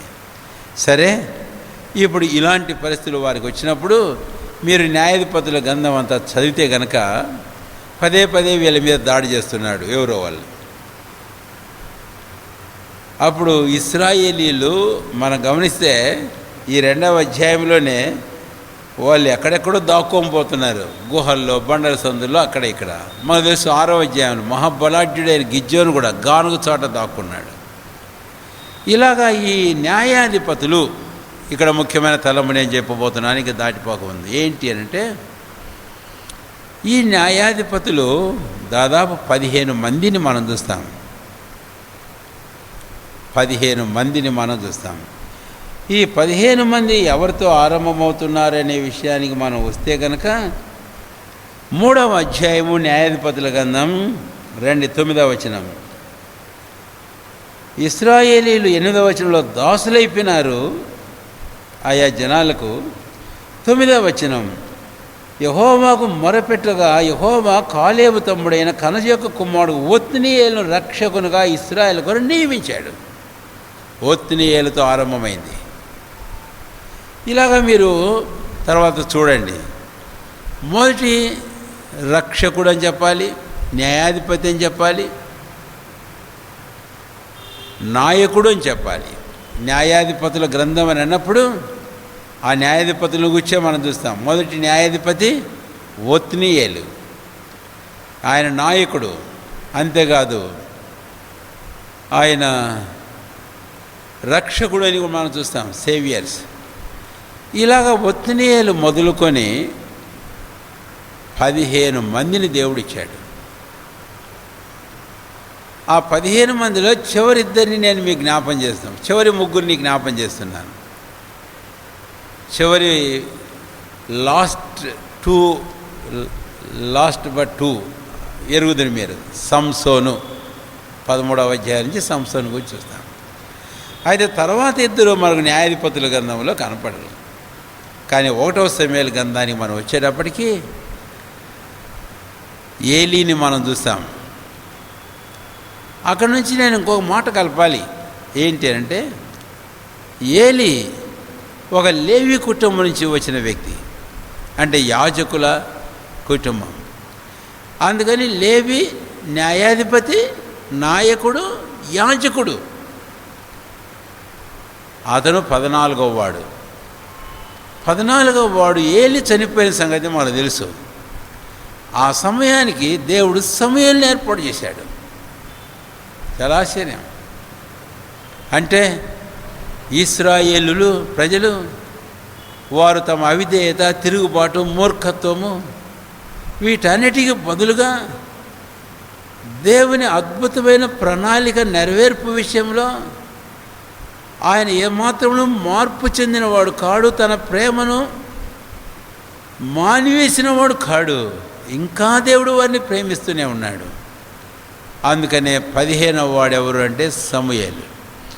మనకు ఆ సంగతి బాగా తెలుసు. 1వ సమూయేలు గ్రంథం 1వ అధ్యాయంలో ఎల్కానా ఇద్దరు వారిలో పెనిన్నా, హన్నా, పెనిన్నా. అయితే పెనిన్నాకు సంతానం ఉంది, ఎల్కానాకు హన్నాకు సంతానం లేదు, హన్నాకు సంతానం లేదు. పోతా ఉన్నారు, సంవత్సరం అడుగుతున్నారు, కానీ అయితే సంతానం కలగలే. ఎందుకు అంటే దేవుడు ఒక ఉద్దేశం కలిగి ఉన్నాడు, దేవుడు ఒక అవసరం కలిగి ఉన్నాడు. ఆ అవసరం ఇశ్రాయేలుకు 15వ న్యాయాధిపతి, 15వ ప్రవక్త, దీర్ఘదర్శి. అంటే 15 మిగిలిన వాళ్ళు ప్రవక్తలే, నేను చెప్పడంలే, ఈయన గురించి చెప్తాను. అంతేకాకుండా యాజకుడు అని చెప్పాలి, ఎందుకంటే బయలర్పించడానికి సమూయేలు ఉండాల్సిందే. అయితే సౌలు మూర్ఖించి సమూయేలు రాకముందే బయలర్పించి నష్టపడ్డాడు. కాబట్టి ఈ లక్షణాలన్నీ ఈ సమూయేలులో చూస్తాం. సమూయేలు న్యాయాధిపతి, సమూయేలు దీర్ఘదర్శి, సమూయేలు యాజకుడు, 15వ వాడు. కాబట్టి అంతవరకు మనము గమనించినట్లయితే ఎంతకాలం అది. 2వ భాగం మరొకటి చదివామా? ఇందాక మనం చదివాం కదా. ఎక్కడ చదివాం? ఆరంభంలో మనం చదవలేదా? ఓకే, రండి. అపొస్తలుల కార్యములు 13వ అధ్యాయం. అపొస్తలుల కార్యములు 13వ అధ్యాయం. 13వ అధ్యాయము 18వ వచనం నుంచి. 17లో భుజబలం చేత బయటికి తెచ్చాడు ఐగుప్తులోంచి. 18 నుంచి, ఇంచుమించు 40 ఏండ్ల మట్టుకు అరణ్యములో వారి చేష్టలను సహించెను. వినండి, 40 ఏండ్ల మట్టుకు అండర్లైన్ చేయండి. మరియు కనాను దేశంలో 7 జాతుల వారిని నాశనం చేసి వారి దేశంలోని వీరికి స్వాస్థ్యంగా పంచి ఇచ్చెను. యెహోషువ కాలం అది. అంటే కనాన్లో ప్రవేశించాక యెహోషువ మృతి నొందేంత వరకు. 20వ వచనం, ఇంచుమించు 450 సంవత్సరములు ఇట్లు జరిగెను. తర్వాత ప్రవక్త అయిన సమూయేలు వరకు ఆయన వారికి న్యాయాధిపతులు దయచేసెను. ఇక్కడ కొంత మిస్అండర్స్టాండ్ చేసుకునే అవకాశం ఉంది తెలుగు బైబిల్లో. ఏంటి అంటే, తర్వాత 4 సంవత్సరాలు ఇట్లు జరిగెను, అటు తర్వాత ప్రవక్త అయిన సమూయేలు వరకు ఆయన వారికి న్యాయాధిపతులు నియమించిన అనేది. కానీ ఇంగ్లీష్ బైబిల్ కనుక చదివితే ప్రవక్త అయిన సమూయేలు వరకు 450 సంవత్సరములు అని అంటాడు. 450 సంవత్సరం అంటే, ఒకవేళ నేను అనుకుంటాను ఈ 450 సంవత్సరాలు మనము గమనించినట్లయితే 40 సంవత్సరాలు అరణ్యంలో, కనానుకు వచ్చిన తర్వాత దాదాపు 10 సంవత్సరాల కాలం యెహోషువ నాయకత్వంలో దేశమునంతా స్వాధీనం చేసుకొని పంచిపెట్టడం, 50 సంవత్సరాలు. ఆ తర్వాత ఒత్నీయేలు దగ్గర నుంచి సమూయేలు వరకు 400 సంవత్సరాలు. ఎన్ని సంవత్సరాలు అయ్యాయండి? 450 సంవత్సరాలు అయినాయి. కాబట్టి సమూయేలు వరకు 450 సంవత్సరాలు. ఆ మాట గుర్తుంచుకోండి. అది పౌలు అపొస్తలుడు దాన్ని గూర్చి వివరణ ఇవ్వడం అనేది ఇక్కడ మనం చూస్తాం. 450 సంవత్సరాలు. కాబట్టి నేను మీకు ఇప్పుడు ఈ తలంపులో జ్ఞాపం చేసే ముఖ్యమైన మాట ఏంటి అని అంటే, మోషే యెహోషువల తర్వాత, అది 2వ తలంపు చూశాక, ఈ 3వ తలంపులో ఒత్నీయేలు నుంచి సమూయేలు వరకు 15 మంది న్యాయాధిపతులు. అయితే ఈ 15 మందిలో 14వ వాడైన ఏలి న్యాయాధిపతి, యాజకుడు.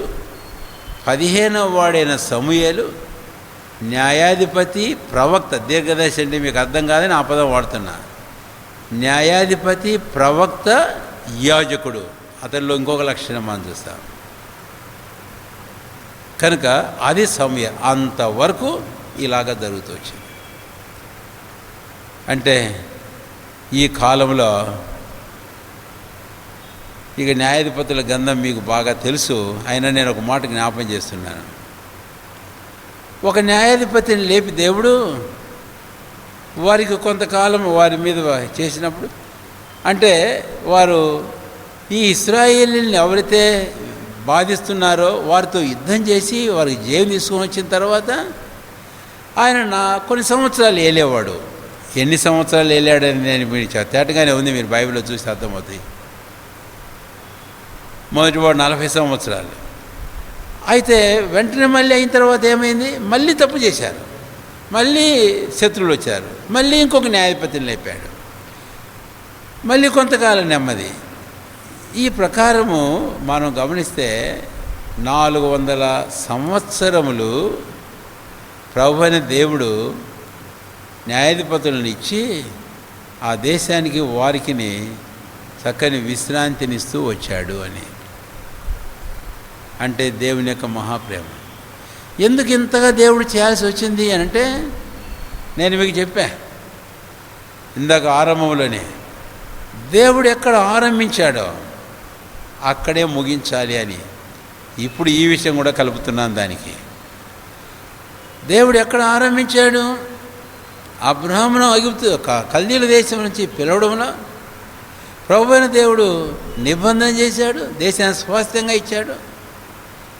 కాబట్టి ఆయన ఈ కనాను దేశాన్ని తీసుకువచ్చి ఇక్కడ ఆయన కార్యం ఆరంభించిన, అబ్రహాముతో ఆరంభించిన ఈ కార్యం ఈ కనాను దేశంలోనే ఈ ప్రజలతోనే తాను కార్యాన్ని పూర్తి చేయాలి. దయచేసి మాట బాగా వినండి, జాగ్రత్త గుర్తుపెట్టుకోండి. ఈ కనాను దేశమును, దేవుని ప్రణాళికలను అబ్రాహామును కనాను తీసుకొని వచ్చి అబ్రాహాముతో ఆయన సంతానంతో ఈ కనాను దేశంలో దేవుడు ఆరంభించాడు. దానిని ఈ దేశంలోనే ఈ సంతానం ద్వారానే ఆ దేవుని ఆ మహత్తైన ప్రణాళికను ఆయన పూర్తి చేయాల్సింది. అందుకని వీళ్ళను ఓర్చుకున్నాడు. యెషయా గ్రంథం 63వ అధ్యాయం 9వ వచనంలో ఒక మాట జ్ఞాపం చేయడం బాగానే ఉంటుంది. 7వ వచనంలో ఇశ్రాయేలీయులు దేవుడు చేసిన కార్యాలు, ఆయన మహా కనికరాలు బట్టి, ఆయన కృపాసేవను బట్టి అని చెప్పిన తర్వాత 9లో అంటాడు, ఏం చేశాడట, పూర్వ దినములన్నిటిను ఆయన వారిని ఎత్తికొనుచు మోసికొనుచు వచ్చెను. అయితే వారు ఊరుకున్నారా? వారు మళ్ళీ వీరు ఇలాంటి జనం అని చెప్పేసి ఆయన ఏం అలాగా చేస్తుంటే వాళ్ళు మళ్ళీ జారిపోతూనే ఉన్నారు. అయినా దీర్ఘశాంతగల దేవుడు వారిని విడిచిపెట్టలే. ఈలాగున ఆ న్యాయాధిపతుల కాలం అంతా జరుగుతూ వచ్చింది. చివరికి ఎక్కడికి వచ్చారు అని అంటే, సమూయేలు కూడా మృతి నొందాడు. అక్కడేమో మోషే మృతి నొందాడని చెప్పా. యోర్దాను అవతల యోర్దాను దాటి వచ్చిన తర్వాత కనాను దేశంలో యెహోషువ మృతి నొందాడని చెప్పా. ఆయన తర్వాత న్యాయాధిపతుల కాలం పూర్తి అయ్యేటప్పుడు సమూయేలుతో ఆ కాలం పూర్తి అయ్యేటప్పుడు సమూయేలు మృతి పొందాడు.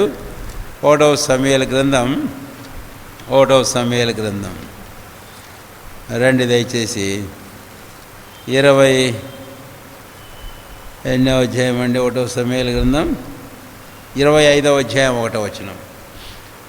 సమూయేలు మృతి నొందగా ఇశ్రాయేల్ అందరూ కూడుకొని అతడు చనిపోయినని ప్రలాపించుచు రామాలోను అతని ఇంటి నివేశంలో అతని సమాధి చేసిన తర్వాత దావీదు లేచి పారాను అరణ్యమునకు వెళ్ళెను అని. ఇట్లా అయిపోయింది.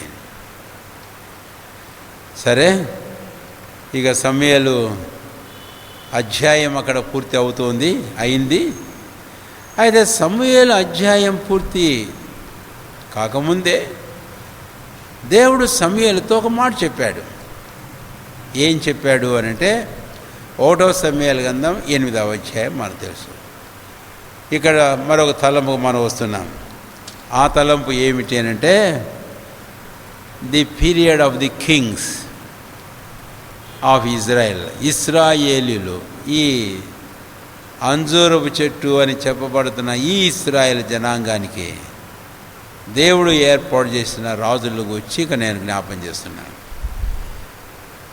1వ సమూయేలు గ్రంథం 8వ అధ్యాయానికి మనం వచ్చినప్పుడు వారు సమూయేలు వృద్ధుడయ్యాడు కాబట్టి నీ కుమారులు నీ వంటి వారు కారు, కాబట్టి మాకొక రాజుని ఏర్పాటు చేయమని అడిగారు అని. అప్పుడు సమూయేలు చాలా బాధపడిపోయి ప్రార్థన చేస్తే 7వ వచనం చివరిలో ఏమన్నాడు దేవుడు, జనులు నీతో చెప్పిన మాటలన్నీ ప్రకారం జరిగింపుము. వారు నిన్ను విసర్జింపలేదు కానీ తమ్ముని ఏలకుండా నన్నే విసర్జించున్నారు. దేవుడు ఏలుతున్నాడు, వారిని కాదనలే. అయితే దేవుడి ఏలుబడిన వారు విసర్జించి ఒక మనుషుణ్ణి తమ మీద రాజుగా నియమించమని కోరుతున్నాడు. అందుకనే ఒక మాట ఇక్కడ చెప్పాలి, మనుష్యుల కోరిక మేరకు ఒక మనిషి రాజుగా ఏర్పాటు చేయబడుతున్నాడు అని. అతనే సౌలు. కాబట్టి సౌలు ఎవరు అంటే మనుషులు కోరుకున్న, దేవుడు అనుమతించిన అని చెబుతున్నా, అనుమతించిన, దేవుడు కోరుకున్న, దేవుడు అనుమతించిన దురదృష్టవంతుడైన రాజు సౌలు. సరే, ఇక 1వ రాజులు సమూయేలు గ్రంథం 9వ అధ్యాయంలో అక్కడి నుంచి వస్తున్నాం. సౌలు ఇశ్రాయేలు మొదటి రాజు. కాబట్టి ఇప్పుడు మోషే యెహోషువల నాయకత్వం ఒకటి, ఆ తర్వాత న్యాయాధిపతుల కాలం ఒకటి, ఆ తర్వాత రాజుల కాలానికి ఇప్పుడు వచ్చాం మనం.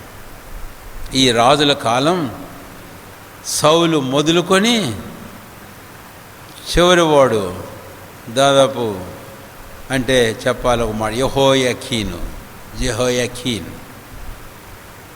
వీళ్ళ కాలం ఎప్పటి నుంచి అని అనేది మనం గమనిస్తే దాదాపు క్రీస్తు పూర్వము 1040 సంవత్సరాల నుంచి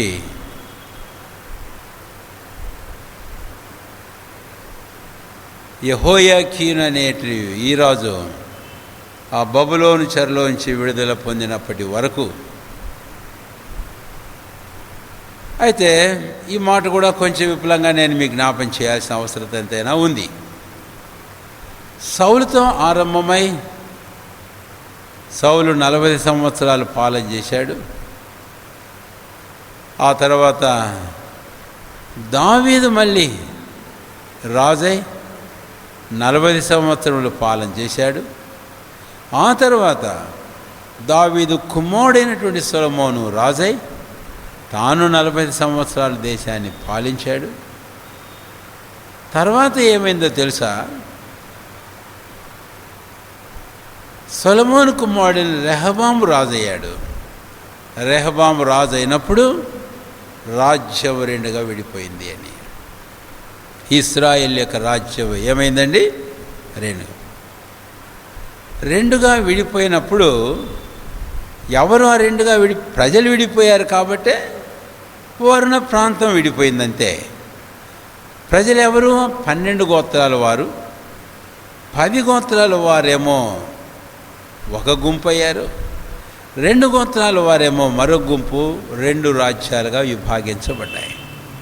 ఈ 2 గోత్రాల వారు ఎవరంటే యూదా, బెన్యామీను గోత్రం. మిగిలిన 10 గోత్రాల వారు ఒక రాజ్యం. కాబట్టి ఈ 10 గోత్రాల ఈ విభజన అనేది జరగకముందు ఈ 3 రాజులు ఇశ్రాయేలు అందరినీ ఏకంగా పాలించారు. కాకపోతే దావీదు రాజ్యానికి వచ్చినప్పుడు ఆరంభంలో మొదటి 7.5 సంవత్సరాలు హెబ్రోన్లో యూదా వారిని పాలించాడు. తర్వాత ఇశ్రాయేలు 10 గోత్రాల వారు కూడా వచ్చి మా మీద రాజుగా ఉండాలన్నప్పుడు వారందరికీ ఏకంగా రాజుగా దావీదు పాలన చేశాడు. కాబట్టి ఒక మాట చెబితే ఈ 3 రాజులు సౌలు, దావీదు, సొలొమోను, ఇశ్రాయేల్ 12 గోత్రాల వారిని ఏకంగా పాలించిన రాజులు. అయితే సొలొమోను కుమారుడైన రెహబాము బుద్ధిహీనతను బట్టి ఆ రాజ్యం 2గా విభాగించబడింది. యూదా, బెన్యామీను ఒకటి, ఆ తర్వాత మిగిలిన 10 గోత్రాల వారు ఒకటి అని. మిగిలిన 10 గోత్రాల వారికి మనము గమనించినట్లయితే కనుక వారు నార్థరన్ కింగ్డమ్, మనం ఇశ్రాయేల్ పఠాన్ కానీ మనం చూస్తే వారికి ఇచ్చిన భూభాగంలో ఉత్తర భాగము ఆ 10 గోత్రాలు వారి స్వాస్థ్యం అంతా ఉంది. ఆ తర్వాత దక్షిణ భాగంలో ఈ 2 గోత్రాలు వారి భాగము ఉంది. ఒకవేళ కొన్ని పటాలు చూపించాల్సి వస్తే చూపించడానికి ప్రయత్నము చేస్తాం తర్వాత కాలంలో. యిర్మీయా గ్రంథం 50వ అధ్యాయం ఒక వచనం చదువుదాం రండి దయచేసి. యిర్మీయా గ్రంథం 50వ అధ్యాయము 17వ వచనం నేను చదువుతున్నాను, దయచేసి వినండి. ఇశ్రాయేలు వారు చెదరిపోయిన గొర్రెలు, సింహములు వారిని తొలగొట్టెను. మొదట అష్షూరు రాజు వారిని భక్షించెను, కడపట బబులోను రాజు అయిన ఈ నెబుకద్నెజరు వారి ఎముకలను నలగగొట్టుచున్నాడు అని. ఇక్కడ మనం గమనించినట్లయితే ఈ ఇశ్రాయేలీలు అంతా 2 భాగాలుగా విభాగించబడిన తరువాత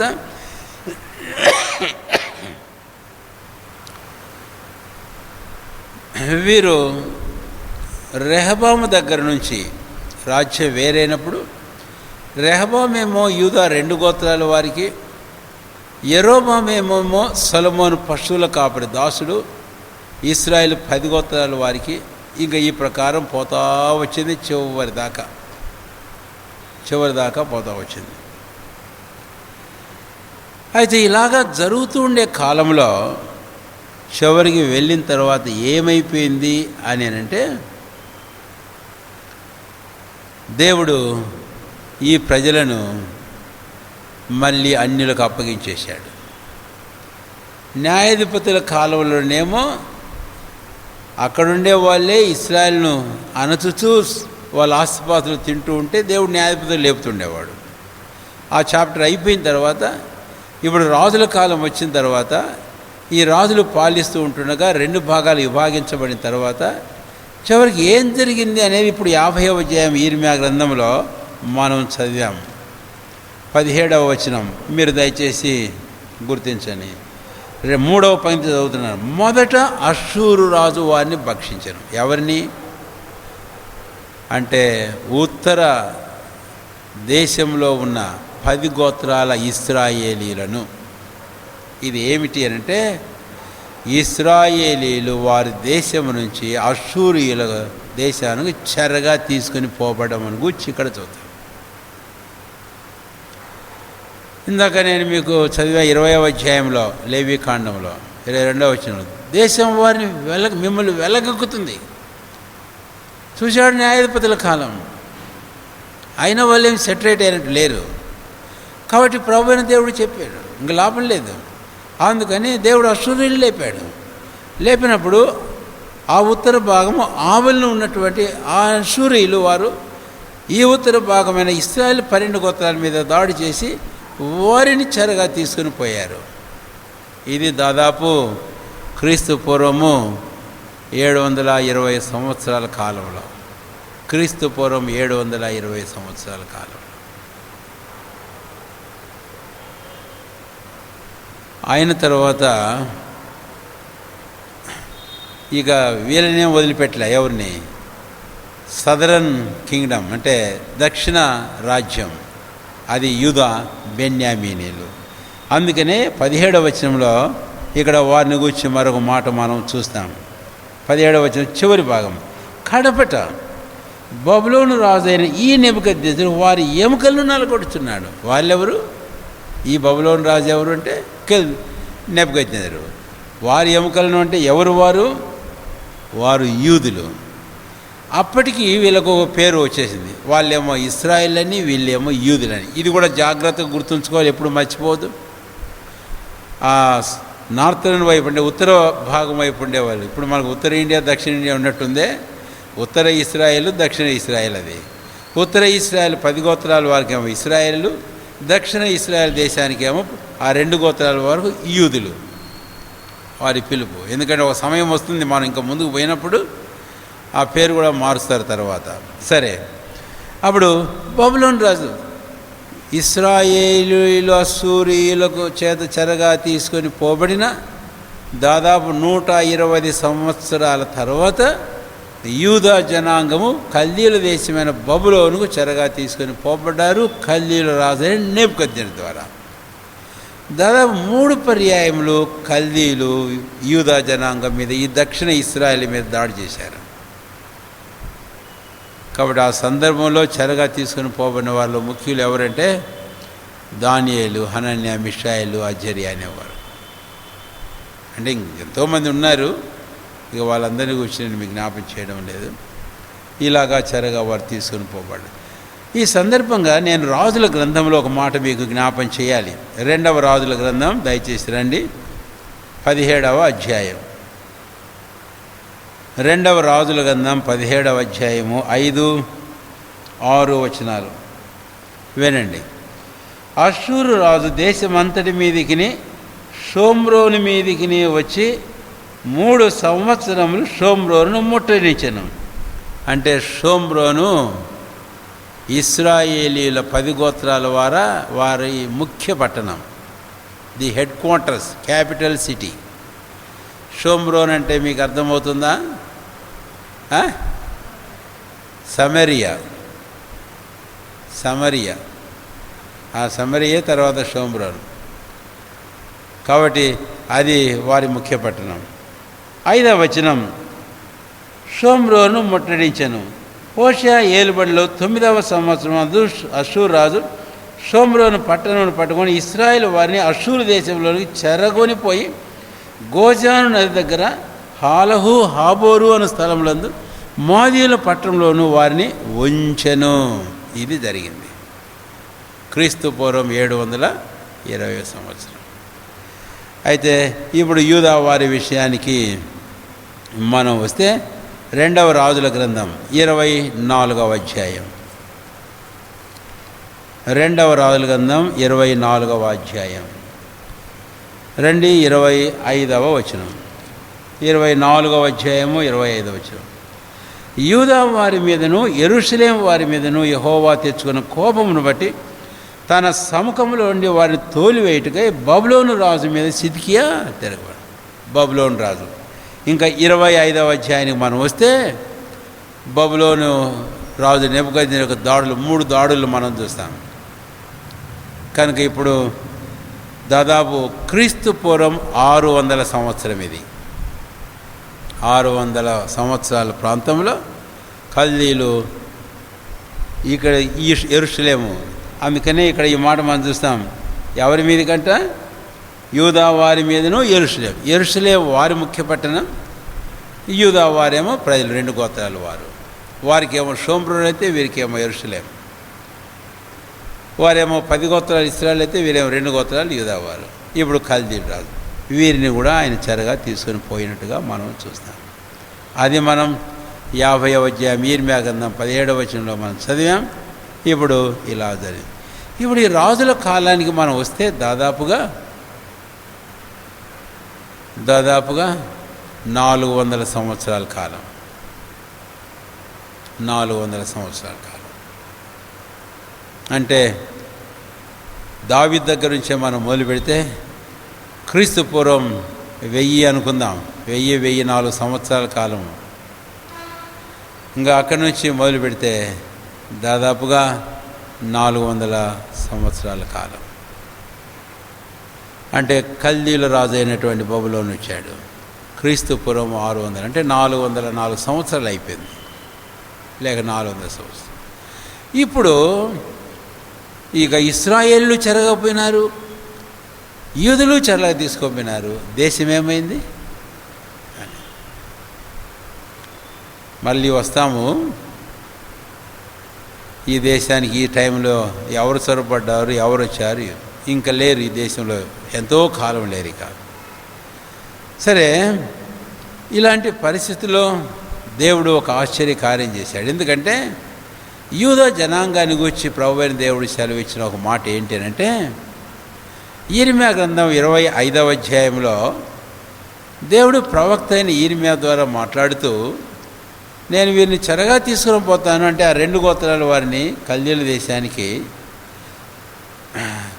అయితే 70 సంవత్సరాలు ఈ భూమి విశ్రాంతి కాలం అనుభవిస్తుంది, ఆ తర్వాత నేను మరలా వారిని తీసుకుని వస్తాను అన్నాడు. దానియేలు అందుకే ప్రార్థన చేశాడు 9వ అధ్యాయంలో. హబక్కూకు అందుకే ప్రార్థన చేశాడు హబక్కూ గ్రంథం 3వ అధ్యాయంలో. సంవత్సరంలో గడుచుచుండగా అని దేవుడు తన వాగ్దానం మేరకు ఈ జనాంగాన్ని మళ్ళీ ఆ కల్దీల దేశమైన బబులోన్లోంచి వారిని బయటికి తీసుకొని వచ్చినట్లుగా మనం చూస్తాం. వారిని బయటికి తీసుకొని వచ్చాడు. వారిని బయటికి తీసుకొని రావడం అనేది మనం గమనించినప్పుడు యూదా జనాంగం ఆ కల్దీల దేశంలోంచి మళ్ళీ స్వంత దేశానికి, మనకు తెలుసు దానియేలు గ్రంథం ధ్యానం చేసుకున్నాం మనం పోయిన అంతకుముందు సంవత్సరాల్లో. 9వ అధ్యాయం మరి విశేషంగా ధ్యానం చేసిన సందర్భంలో మనం అన్నీ విన్నాము, చెప్పుకున్నాము. ఒకసారి మళ్ళీ మీ దగ్గర రాసుకున్న నోట్స్ ఏదైనా ఉంటే మీరు గమనించాలని మీకు మనం చేస్తుంటున్నాం. ఇప్పుడు క్రీస్తు పూర్వం దాదాపుగా 536-38 సంవత్సరాల కాలంలో దేవుడు ఆ మాది పార్సీకుల రాజులలో ఒక మంచి మనసు పుట్టించాడు. పారసీకపు రాజైన కోరెషు ఒక శాసనం ఆజ్ఞను పుట్టించాడు. ఆజ్ఞ ఏంటి? మీరు వెళ్ళి మీ దేశానికి వెళ్ళండి, మీ దేవుని మందిరం కట్టుకోండి, మీ పితరుల సమాధులుండి పట్టణాన్ని కట్టుకోపండి. ఇక ధ్యానం చేశాం కాబట్టి నేను అందు ఎక్కువసేపు నిలబడడం లేదు. ఆ మేరకు వారు బయలుదేరారు. బయలుదేరిన సందర్భం దినవృత్తాంతాల గ్రంథంలో మనం బాగా చూస్తాము. ఒకవేళ ప్రవచితమైన తర్వాత 3 గుంపులుగా 3 పర్యాయములు బయలుదేరారు వారు. మొదటి పర్యాయం బయలుదేరినప్పుడు వారు మరి జెరుబ్బాబెలు నాయకత్వంలో వారు బయలుదేరారు. జెరుబ్బాబెలు నాయకత్వంలో క్రీస్తు పూర్వం దాదాపు 536 సంవత్సరాల కాలంలో. ఎందుకంటే కల్దీల రాజ్యం అలాగే ఉండలే. దానియేలు 2వ అధ్యాయంలో మనం ధ్యానం చేశాం. ఆ తర్వాత 7వ అధ్యాయంలో ధ్యానం చేసినప్పుడు నీ తర్వాత మరొక రాజ్యం, ఆ రాజ్యం మాది పార్సీకుల రాజ్యం. దానియేలు కాలంలో మాదీయుడు దర్యావేషు ఏలుబడి చేస్తున్నాడు. ఆ తర్వాత పార్సీకులు అంటే వాళ్ళు కలిసి చేస్తున్నారు. కోరెషు రాజు అయినప్పుడు ఈ ఆజ్ఞను పుట్టించి పొమ్మన్నప్పుడు జెరుబ్బాబెలు నాయకత్వంలో క్రీస్తు పూర్వం 536-38 ఆ ప్రాంతంలో ఒక గుంపు బయలుదేరి ఈ యెరూషలేమునకు ఈ యూదా దేశానికి వచ్చారు అని. ఆ తర్వాత దాదాపుగా 78 సంవత్సరాలకు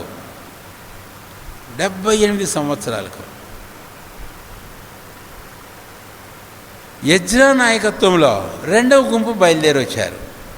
నేను మీకు మరొక ముఖ్యమైన మాట చెబుతాను, అది మీకు హోంవర్క్ అంతే.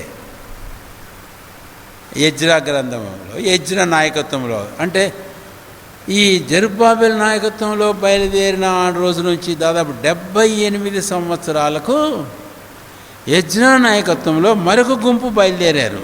అంటే క్రీస్తు పూర్వం 458వ సంవత్సరం. క్రీస్తు పూర్వం 458.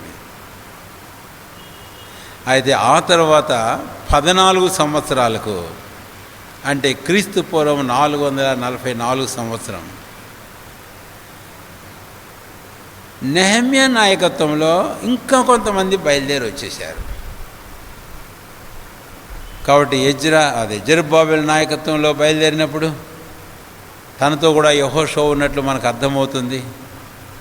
ఒకవేళ నేను ఒక మాట చెబితే జెరుబ్బాబెలు యెహోషువను గూర్చి జకరియా గ్రంథంలో మనం చూసినప్పుడు అతని చేతుల మందిర పునాది వేసి ఉన్నాయి, అతని చేతులు ఏం చేస్తాయంటండి. అయితే యెహోషువ యాజకుడు ఉన్నాడు జకరియా 3వ అధ్యాయంలో. అంటే యాజకత్వము అనే పరిచర్య రెస్టోరేషన్ ఆఫ్ ది ప్రీస్ట్హుడ్. తర్వాత ఎజ్రా కాలంలో వచ్చిన తర్వాత మందిరానికి పునాదులు వేసి ఇదంతా చేసేటప్పుడు అప్పుడు హగ్గై జకర్యాల కాలాన్ని మనం చూస్తే వారు పునాది వేసి మందిరం కట్టడం ఆరంభించినప్పుడు the restoration of the temple. ఆ తర్వాత 3వదిగా జ్ఞాపకం చేస్తే నెహెమ్యా కాలంలో వారు బయటికి తీసుకుని రాబడినప్పుడు 3వ గుంపు restoration of the walls of Jerusalem. అంటే యెరూషలేం యొక్క ప్రాకారాలు కట్టారు. కాబట్టి 3 తలంపులు కూడా గుర్తుంచుకోండి. Restoration of the priestly order, restoration of the temple. Priestly order అంటే టెంపుల్ కావాలి, ఆ తర్వాత టెంపుల్ తర్వాత ప్రజలు ఉన్నప్పుడు కాపుదల కావాలి, అందుకే ప్రాకారం. దేవుడు ఆశ్చర్యంగా తీసుకోవచ్చు. అయితే ఇక్కడ నేను మీకు చెప్పాలనేది ఏంటంటే, మీకు హోంవర్క్ ఏంటంటే, చూసారా, ఆజ్ఞ బయలుదేరింది మొదలుకొని జెరుబ్బాబెల్ నాయకత్వంలో బయలుదేరిపోతే 78 సంవత్సరాల కాలం ఎందుకున్నారండి వీరిడ? వెళ్ళిపోవచ్చుగా, వెళ్ళిపోలే. ఏం కారణం అంటే అక్కడ సెటిల్ అయిపోయినారు. నిజమే, యెర్మియా 29వ అధ్యాయంలో యెర్మియా ప్రవక్త యూదులు ఆ బబులోనుకు పోయేటప్పుడు చెప్పాడు ఒక మాట, కాదనం, మీరు పోతున్న ఆ దేశం క్షేమం కోసం మీరు ప్రార్థన చేయండి, మీరు ఆ దేశంలో స్థలాలు కొనుక్కొని ఇల్లు కట్టుకోండి, మీరు ఆ దేశంలో తోటలు నాటండి, దాని ఫలములు అనుభవించని చెప్పాడు, కాదనం. అంతే, అక్కడే ఉండమనే? అది కాదు, వాళ్ళు రావాలి. కాబట్టి ప్రజలలో ఎంత అలసత్వమో అనేది ఒక మాట నేను జ్ఞాపం చేయాలని కోరుతున్నాను. దేవుడు ఈ ప్రకారం వారి పక్షంగా కార్యం చేయాలని తలంపుతో చేస్తూ ఉన్నప్పటికీ ప్రజల్లో అలసత్వం అనేది ఎంత ఘోరంగా ఉందో అనేది వచ్చిన తర్వాత మనం చూస్తే వాళ్ళు ఇంకా ఆలస్యం చేస్తూనే ఉన్నారు. అందుకనే హగ్గై అంటాడు, ఇంకెంతకాలం సరంబి వేసిన ఇళ్లలో మీరుంటే, దేవుని మందిరం అలాగా ఉంటే ఏం చేస్తారు మీరు? ఆ తర్వాత కాపుదల లేదు. జకర్యా 2వ అధ్యాయంలో 4వ వచనంలో ఒకడు పోతున్నాడు యెరూషలేం కొలవడానికి. అప్పుడు ఇంకొకటి చెప్పాడు, యాడికి పోతున్నావు నువ్వు? యెరూషలేం కొలలేవు. ఎక్కడ కొలుస్తావు నువ్వు? దానికి హద్దులే లేవు, దానికి ప్రాకారమే లేదు, నువ్వేలా కొలుస్తావు దాన్ని అని అంటూ దేవుడు ఒక మాట, నేను దాని చుట్టూ అగ్ని ప్రాకారంగా ఉంటా. ఆ తర్వాత నెహెమ్యా వచ్చి ప్రాకారాలు కట్టాడు. అంటే మళ్ళీ అదే మాట చెబుతున్నాడు, ఏంటి అంటే ఈ ప్రజల యొక్క పతనాలు, బలహీనతలు, అవిధేయత, తిరుగుబాటు, మూర్ఖత్వం, వీటన్నిటికి బదులుగా దేవుని యొక్క దీర్ఘశాంతం ఇంకా నిలిచే కార్యం చేస్తూనే ఉంది. కార్యం చేస్తుంది. ఎందుకు అంటే తాను ఆరంభించిన ప్రణాళిక ఎక్కడ ఆరంభించాడో, తాను ఆరంభించిన ప్రణాళిక ఎవరితో ఆరంభించాడో వారితోనే ముగించాలి. ఏ దేశంలో ఆరంభించాడో ఆ దేశంలోనే ముగించాలి. కాబట్టే మళ్ళీ ఆ దేశానికి దేవుడు వీరిని తీసుకొని వచ్చినట్లుగా మనం చూస్తాం. కాబట్టి ఈ కాలము అయింది. ఇంతటితోటి ఇక మలాకీ గ్రంథాన్ని మనం వచ్చినట్లు అయిపోతుంది అన్నమాట. అంటే జకర్యా, మలాకీ పాత నిబంధనలో చివరి 2 పుస్తకాలుగా మనం వచ్చాము దాదాపు. అంటే పాత నిబంధన కాలం దాదాపుగా పూర్తి అయిపోతుంది అని. అయితే ఇక్కడ ఒక్క మాట చెప్పి నేను ముగించేస్తాను ఈరోజుకు. ఏంటి అంటే ఈ పాత నిబంధనకు క్రొత్త నిబంధనకు మధ్య దాదాపు 400 సంవత్సరాల వ్యవధి ఉంటుంది. 400 సంవత్సరాల వ్యవధి. పాత నిబంధన అనే దానికంటే మలాకీకి మన ప్రభు అయిన యేసుక్రీస్తు వారికి మధ్య అని చెప్తాం, అది ఇంకా బాగుంటుంది. మలాకీకి మన ప్రభు అయిన యేసుక్రీస్తు వారికి మధ్య దాదాపు 400 సంవత్సరాలు. అంటే మలాకీ గ్రంథానికి మత్తయి సువార్తకు మధ్య 400 సంవత్సరాలు. ఈ 400 సంవత్సరాల కాలపు పరిస్థితి ఏమిటి? హోషేయ గ్రంథం దయచేసి రండి, ఒక మాట మనం చూద్దాం. హోషేయ గ్రంథం 3వ అధ్యాయం.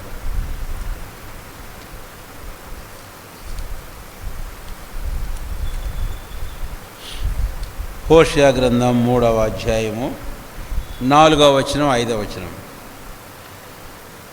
నిశ్చయముగా ఇశ్రాయేలీలు చాలా దినములు రాజు లేకయు అధిపతి లేకయు బలి అర్పింపకయు నుందురు.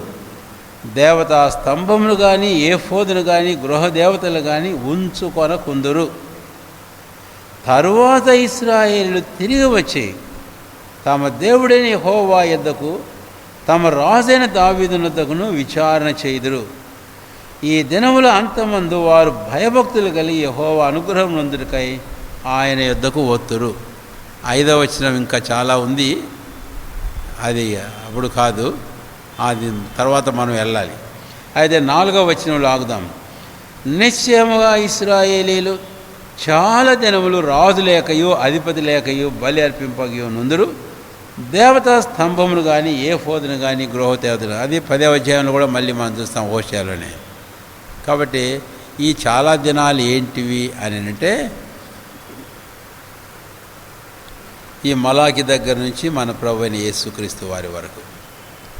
అంటే ఈ కాలాన్ని గురించి నేను మీకు చెప్పాలా? ప్రవచితమైతే నెక్స్ట్ పాఠంలో మనం చూస్తాం.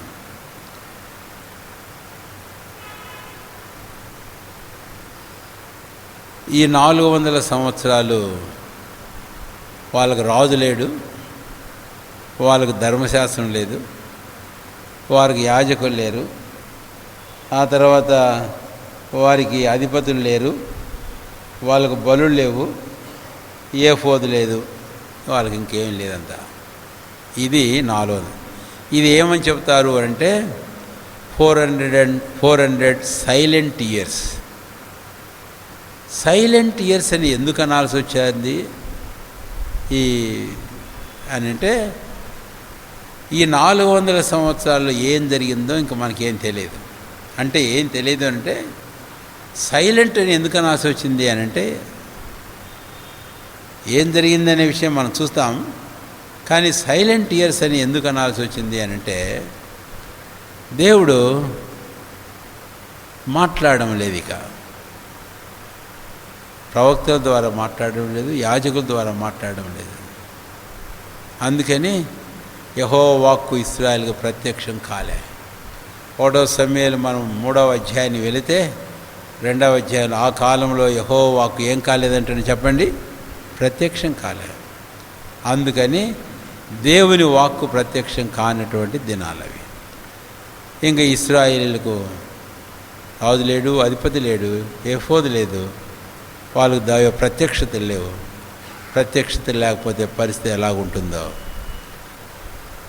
అది హోషేయ గ్రంథంలోని 4వ అధ్యాయం 14-17 వచనాల్లో చూస్తే 14లో అక్కడ మనకు ఒక మాట ఉంది, వారికి వివేచన లేదు కాబట్టి వారు నశించారు.